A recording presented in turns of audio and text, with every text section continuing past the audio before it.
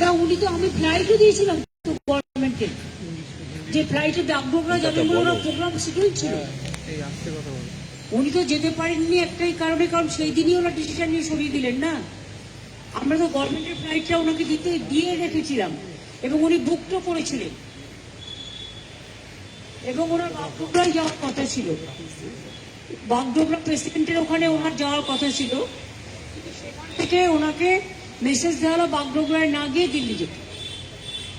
Didi, is there any conspiracy of central government? Didi, of course, totally.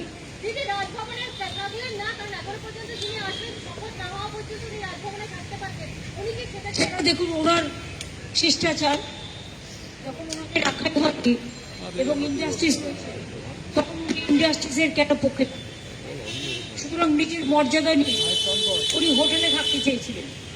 তখন আমি বললাম যে আপনি হোটেলে কেন থাকবেন, আমাদের সৌজন্য আছে এবং এটা হচ্ছে বিশেষ বিশেষ ব্যক্তি, সবাই থাকে না, এটা ডিপ্লোম্যাটদের জন্য। এবং এখনো তো নতুন রাজ্যপাল শপথ নেননি, উনি এখনো রাজ্যপাল আছেন, সুতরাং আমাদের অতিথি হিসেবে আপনি প্লিজ থাকুন এখানে। তারপরে আমি दीदी वो वोट देने आएंगे यहाँ पर बंगाल पे?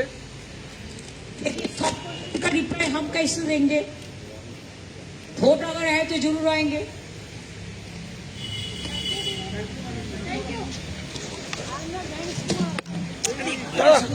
কি করব কি করব এ আর তুলছো আরে